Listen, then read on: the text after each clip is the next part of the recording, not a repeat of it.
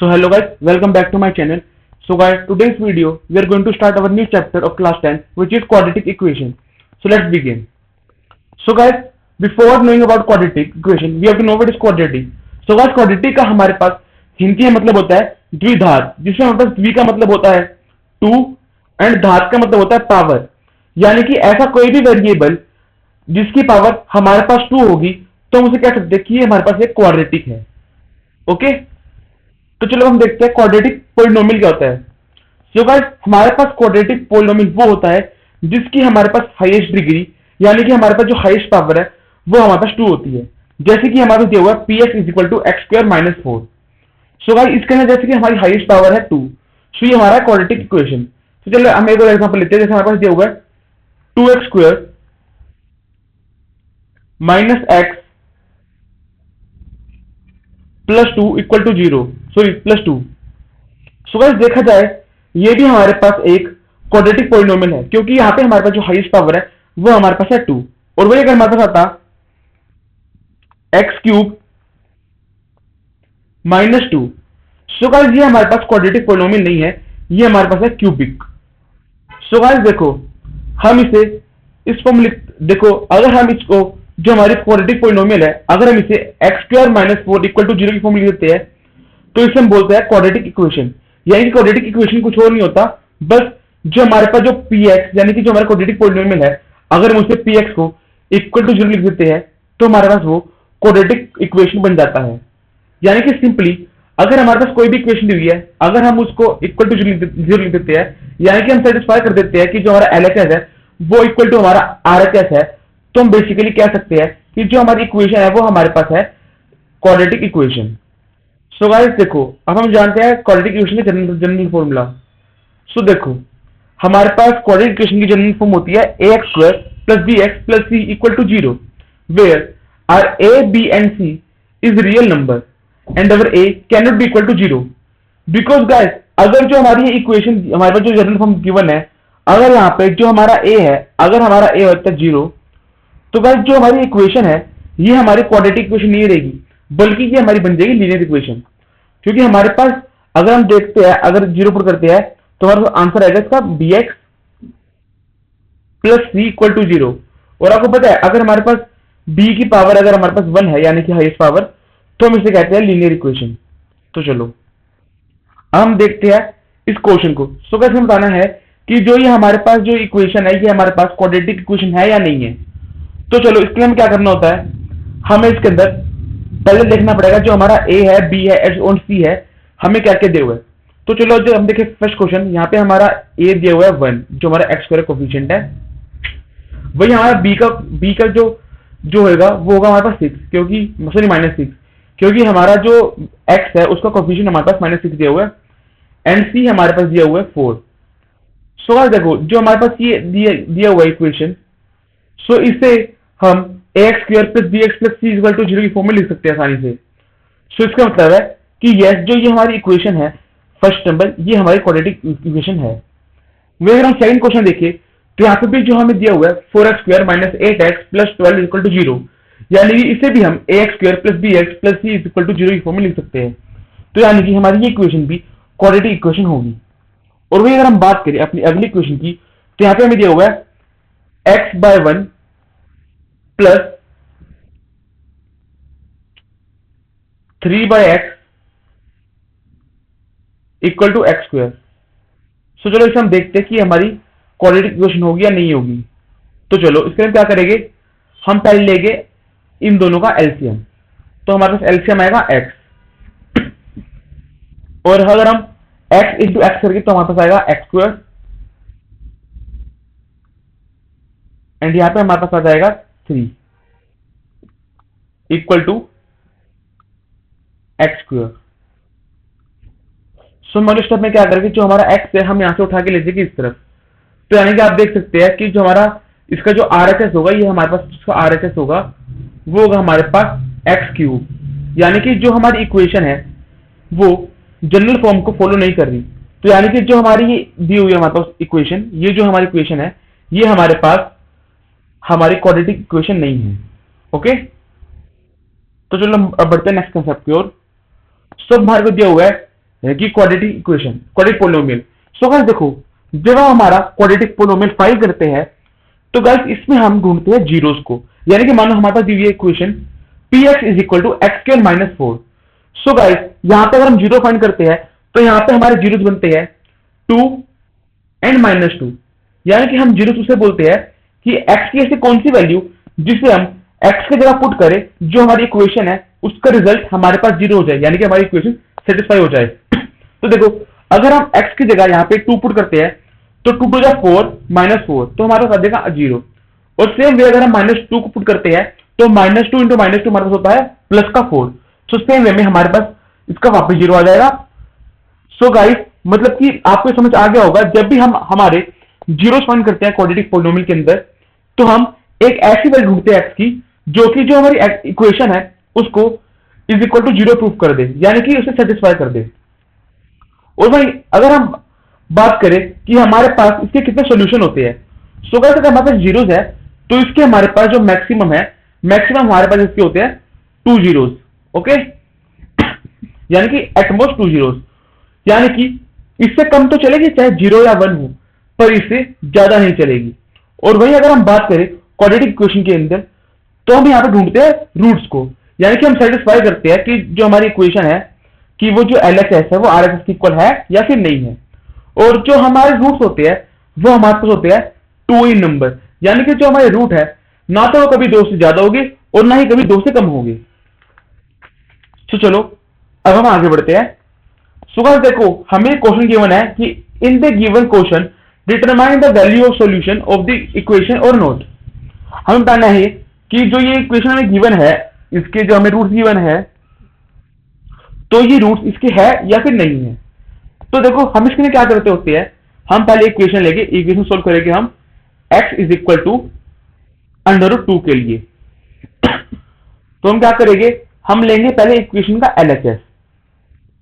तो एलएचएस में हमारे पास हम इस वैल्यू को यहां पे पुट करना शुरू करते हैं, तो हमारे पास आ जाएगा अंडर टू का square plus root two into root two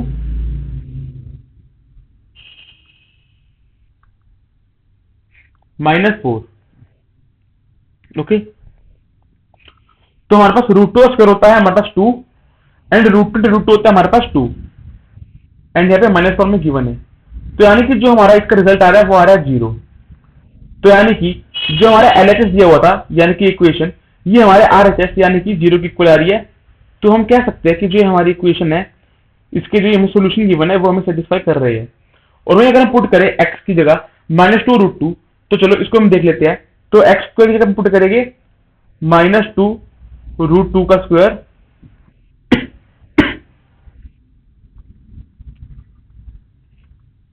plus root two into minus two root two minus four.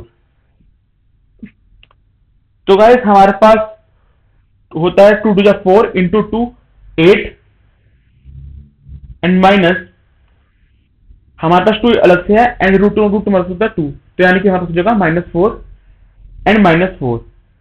तो यानी कि ये भी हमारी इक्वेशन सेटिस्फाई हो रही है, L H equal to R H S आ रहा है, यानी कि हमारे ये भी सोल्यूशन है। तो चलो हम देखते हैं नेक्स्ट टॉपिक। सो गाइस हमारा नेक्स्ट क्वेश्चन है, in the given question determine the value of k for which the given value of solution of the equation. चलो अब हम देखते हैं हम इसमें क्या करेंगे। बेसिकली जो हमारे पास इक्वेशन है, यहाँ पे जो हमें एक्स की वैल्यू दी हुई है हम सीधा यहाँ पे पुट कर देंगे। तो हमारे पास क्या होगा, के इंटू टू का स्क्वायर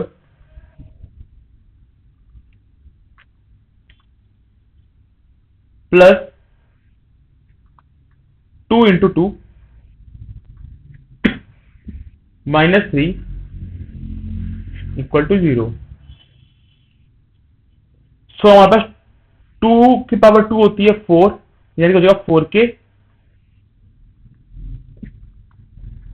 प्लस में टू टू जा four and minus three equal to zero. यानी कि हमारा फोर के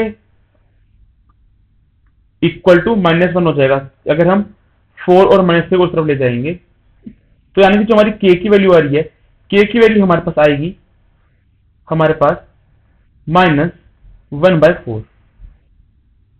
सो उम्मीद है कि आपको ये भी क्वेश्चन समझ आ गया होगा। तो चलो अब हम देखते हैं नेक्स्ट क्वेश्चन को। तो गाइस यहाँ पे हमें x की दो वैल्यू दी हुई है, हमें फाइंड करना है k एंड m को। सो चलो अब हम देखते हैं इस क्वेश्चन को। तो चलो अब हम पहले x इज इक्वल टू 2 को हम इक्वेशन के अंदर पुट करते हैं, ठीक है। चलो सो 3 इंटू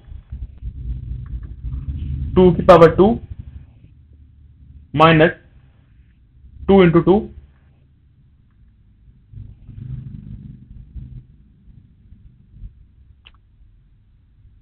सो गैस यहाँ पे एक टाइपो एरर है, यहाँ पे 2x नहीं 2kx है। सो हम लिख देंगे इंटू के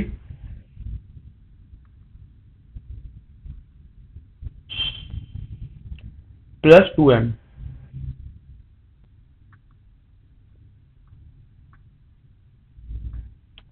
यानी कि हमारे होता है 2 2 4 एंड 3 12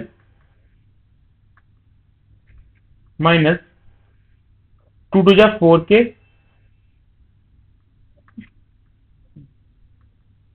प्लस 2m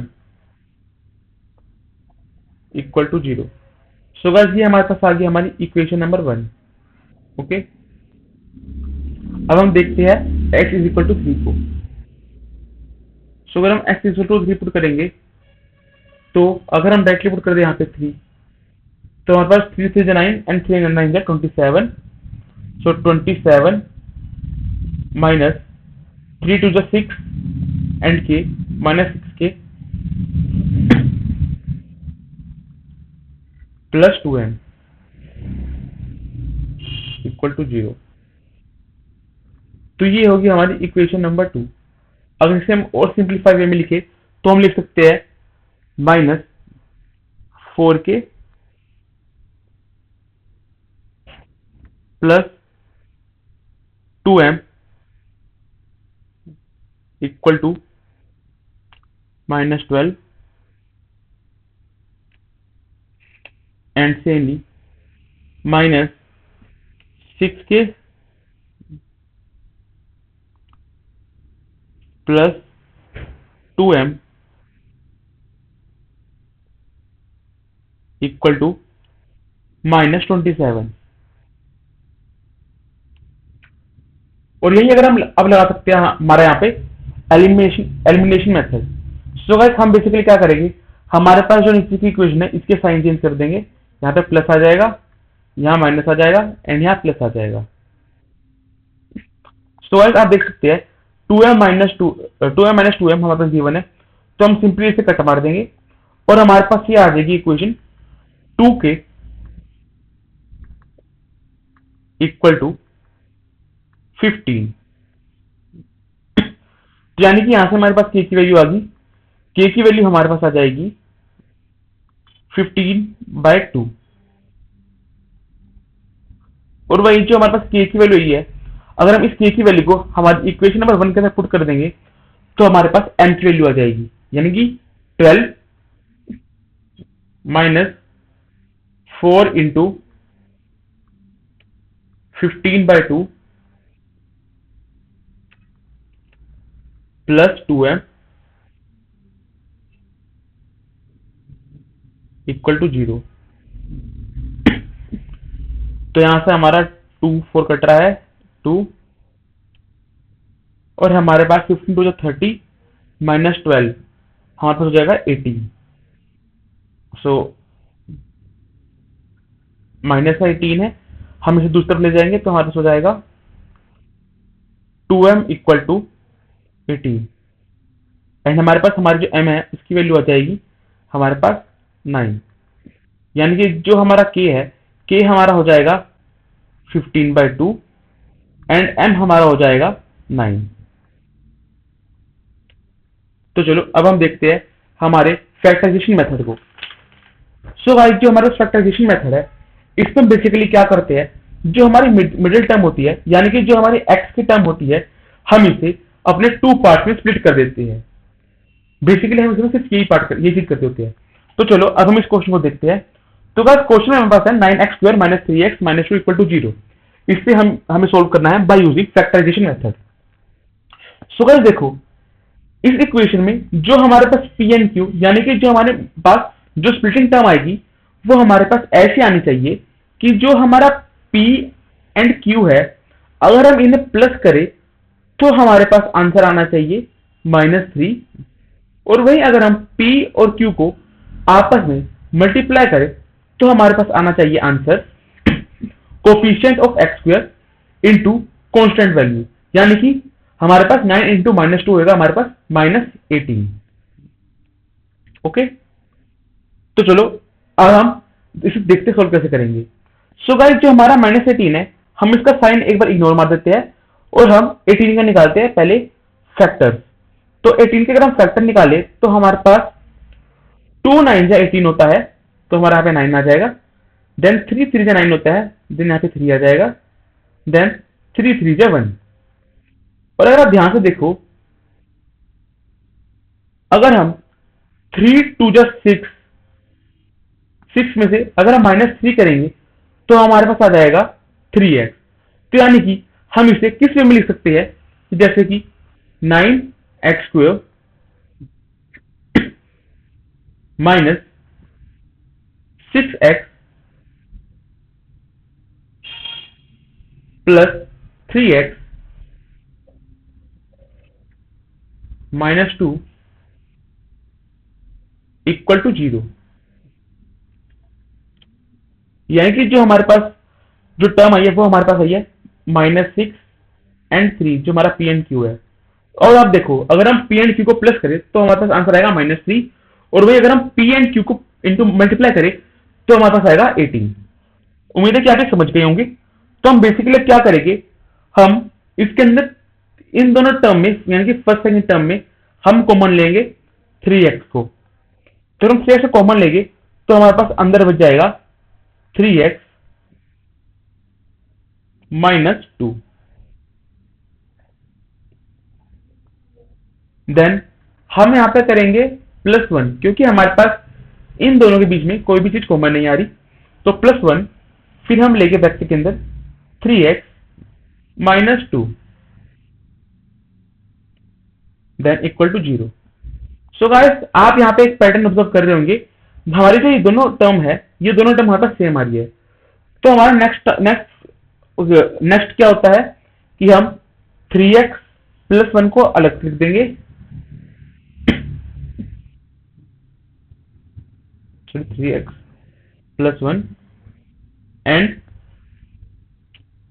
3x -2 को अलग लिख देंगे।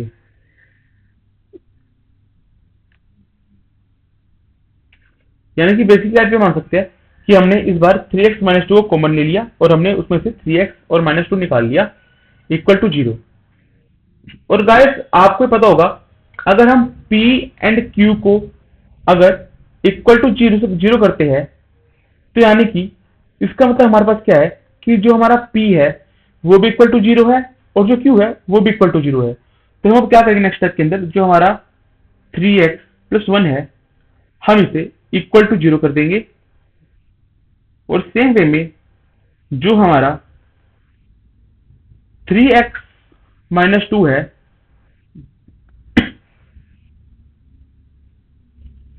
इसे भी इक्वल टू 0 कर देंगे। तो हम इन दोनों को सोल्व करें तो हमारे पास यहाँ पे x आएगा इक्वल टू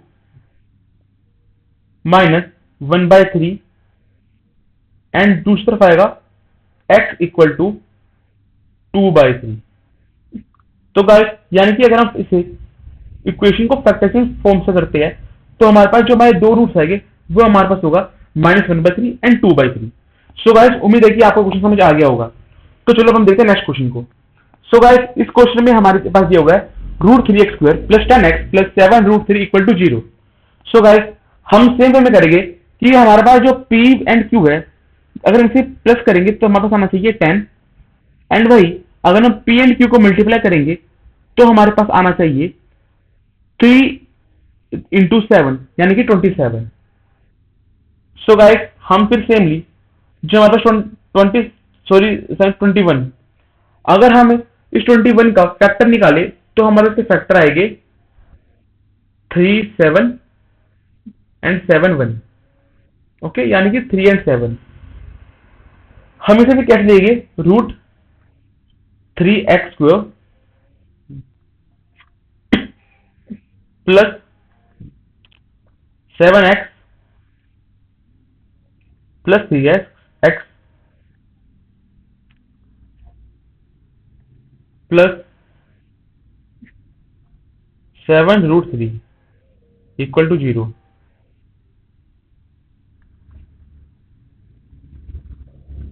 तो हम इन दोनों के अंदर सिर्फ x को कॉमन ले सकते हैं। तो हम क्या करेंगे, x बाहर निकाल लिया और अंदर बच गया हमारे पास √3x प्लस 7।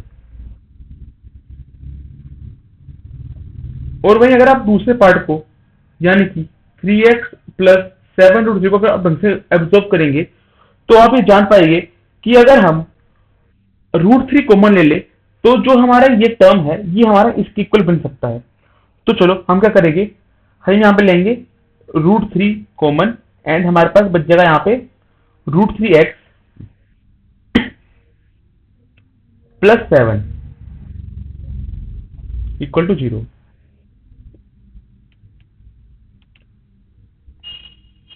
यानी कि हम इसे लिख सकते हैं x plus √3 equal to 0 and √3x plus 7 equal to 0। यानी कि यहाँ पे जो हमारी x की टर्म है वो आ जाएगी हमारे पास -√3 एंड यहाँ पे हमारे पास x टर्म आ जाएगी -7 डिवाइड बाई √3। सो चलो जो ये नेक्स्ट क्वेश्चन है ये आपके लिए एज ए होमवर्क क्वेश्चन है, इससे आपने खुद सोल्व करना है। सो गाइस यहाँ पे दिया हुआ है, if 1/2 is the root of the equation x² plus kx minus 5/4 then find the value of k। So guys इसमें हम सिंपली जो हमारा x है वहां पे हम 1/2 पुट कर देंगे। तो चलो हम देखते हैं 1/2 का square plus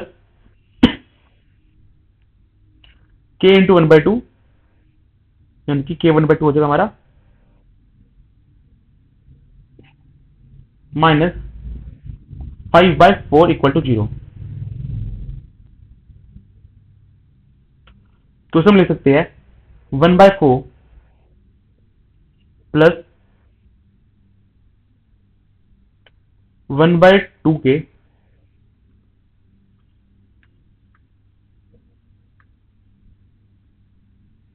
minus 5/4 equal to 0। सो हमारा नेक्स्ट स्टेप होगा 1/2 के हमारा इस तरफ रहेगा और बाकी के चीजें दूसरी तरफ। तो हम इसे सिंपली देखें तो हमारे पास क्या होगा, यहाँ पे पहुंच जाएगा हमारे पास 5/4 माइनस 1/4। तो अगर हम इसका एलसीएम लेंगे तो हमारे पास आएगा 4, ऊपर आ जाएगा 5 माइनस 1, यानी कि हमारे पास होगा 1/2 के इक्वल टू 4/4 हमारे पास जाएगा 1। तो यानी कि हमारी जो k है, k की वैल्यू हमारे पास आ जाएगी 2। सो गाइस इस वीडियो में हमने बात की है फैक्टराइजेशन तक। सो हम अगली वीडियो में बात करेंगे हमारे श्रीधराचार्य रूल के बारे में। सो गाइस उस रूल को हम तब यूज करते हैं जब हमारे पास कुछ ऐसी इक्वेशन गिवन होती है जैसे कि x² minus 4x plus 2 equal to 0। यानी कि ऐसी इक्वेशन जहां पे जो हमारी मिडिल टर्म है हम इसे इजीली स्प्लिट ना कर पा रहे हो, हम उस जगह पे यूज करते हैं हमारा श्रीधराचार्य रूल यानी कि क्वाड्रेटिक फॉर्म को। तो चलो हम उसे अगली वीडियो में देखेंगे। सो गाइस उम्मीद है कि आपकी वीडियो इन्फॉर्मेटिव लगी होगी। सो गाइस इसके लिए वीडियो को लाइक करना और चैनल को सब्सक्राइब करना। सो गाइस हम मिलते हैं नेक्स्ट वीडियो में, तब तक के लिए जय हिंद जय भारत।